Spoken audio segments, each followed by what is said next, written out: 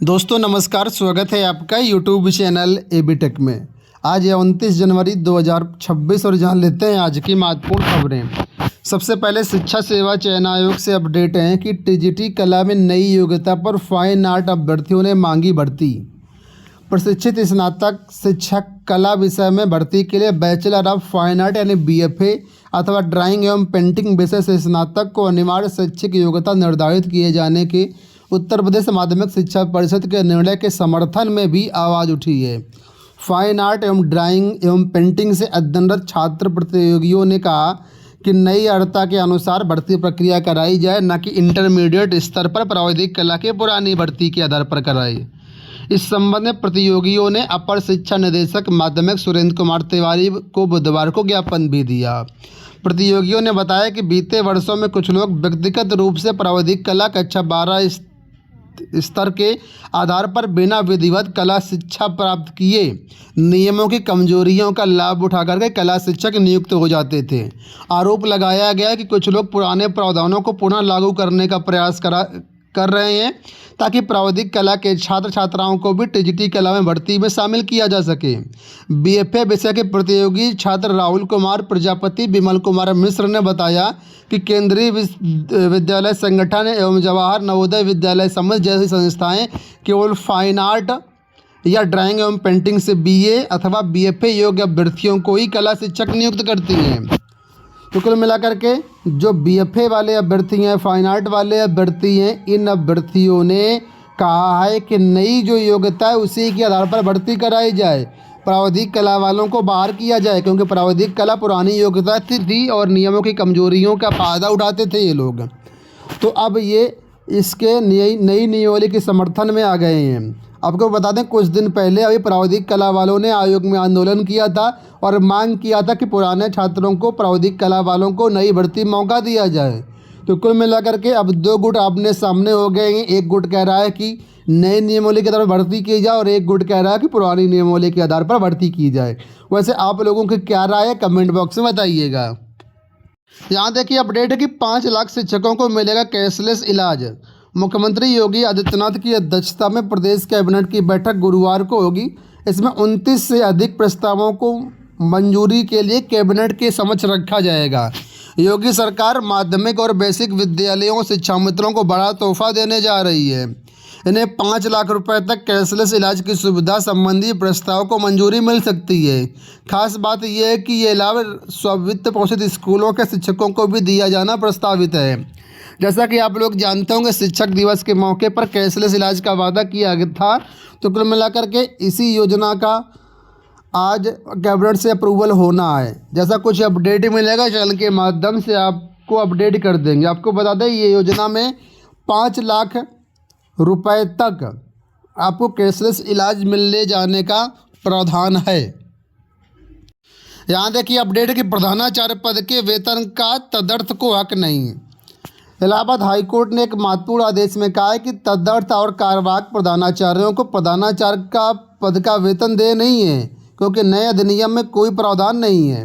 Court ने कहा कि 1982 के अधिनियम की धारा 18 में उल्लिखित पूर्व शर्तों का पालन किया जाना अनिवार्य है। उन शर्तों के पूरा होने के बाद ही ऐसा तदर्थ पदोन्नत व्यक्ति प्रधानाचार्य के पद का वेतन का हकदार होगा।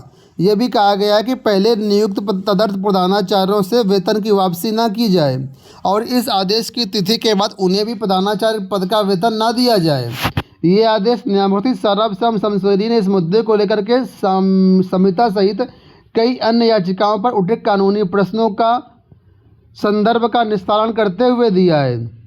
तो कुल मिलाकर के अब आप जो है, अगर आप एडेड माध्यमिक विद्यालयों में या कहीं पर भी कार्यवाहक प्रधानाचार्य बनते हैं तो कोर्ट ने कह दिया कि नई नियमावली में इसका कोई उल्लेख नहीं है और इस वजह से वेतन पाने के आप हकदार नहीं हैं। भले आप प्रधानाचार्य के पद पर रहें, काम प्रधानाचार्य का करें, लेकिन वेतन आपको नहीं मिलेगा। वेतन आपको वही जो टीचर वाला था वही वेतन मिलेगा, प्रधानाचार्य पद का वेतन नहीं मिलेगा, क्योंकि नए नियमों में इस चीज़ का उल्लेख नहीं है।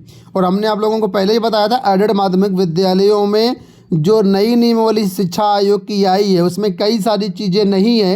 जैसे कि धारा सेवा सुरक्षा हटा दी गई है, उसी प्रकार ये धारा 18 थी जिसमें कार्यवाहक प्रधानाचार्य को प्रिंसिपल का वेतन मिलता था, वो धारा भी हटा दी गई है। और कोर्ट ने भी कह दिया है कि अब कार्यवाहक प्रधानाचार्य पद का वेतन पाने का हकदार नहीं है। तो देखा जाए ये गलत है, इसका आप सभी को विरोध करना चाहिए, क्योंकि जब हम प्रधानाचार्य पद का काम कर रहे हैं तो वेतन भी प्रधानाचार्य पद का मिलना चाहिए। यहाँ देखिए अपडेट है कि CUET के लिए आवेदन की अंतिम तिथि का इंतजार ना करें। देश भर के केंद्रीय विश्वविद्यालयों में सत्र 26-27 के लिए स्नातक UG पाठ्यक्रमों में नामांकन के लिए आवेदन की प्रक्रिया शुरू हो गई है। NTA ने कॉमन यूनिवर्सिटी एंट्रेंस टेस्ट के माध्यम से प्रवेश के लिए विस्तृत गाइडलाइन जारी कर दी है। उम्मीदवारों को सलाह दी गई है कि आवेदन की अंतिम तिथि का इंतजार न करें। अक्सर अंतिम दिनों में वेबसाइट पर अधिक लोड बढ़ने की वजह से तकनीकी समस्या, भुगतान में बाधा, फॉर्म अपलोड ना होने जैसी परेशानियां सामने आती हैं। इस वजह से आप समय रहते अपना फॉर्म भर लें। यहाँ देखिए लिखा है UGC प्रकरण में सुनवाई आज। UGC का जो एक्ट आया उसके खिलाफ बहुत सारी याचिकाएं सुप्रीम कोर्ट में पहुंच गई हैं, जिसको लेकर के यहाँ पर अपडेट किया गया है कि सुनवाई आज सुप्रीम कोर्ट में होगी। शीर्ष अदालत ने बुधवार को भोजन अवकाश के पहले UGC नियम को चुनौती देने वाली याचिकाओं पर सुनवाई करने पर सहमति जाहिर की थी। ठीक है, तो जो UGC के नए नियम है उसके चैलेंज करने के लिए जो याचिकाएं लगाई गई हैं उसमें सुनवाई संभवतः आज होने की उम्मीद है। यहाँ देखिए अपडेट है कि यूपी में करोड़पति दीदी योजना की तैयारी। प्रदेश सरकार महिलाओं के आर्थिक सशक्तिकरण को नई दिशा देने जा रही है। लखपति दीदी योजना की सफलता के बाद अब राज्य सरकार ने करोड़पति दीदी योजना की रूपरेखा तैयार कर ली है। योजना के तहत हर जिले में कम से कम 100 महिलाओं को करोड़पति बनाने का लक्ष्य रखा गया है। महिलाओं के उत्पादों की विशेष ब्रांडिंग कर उन्हें राष्ट्रीय ही नहीं बल्कि अंतर्राष्ट्रीय बाजारों तक पहुंचाया जाएगा।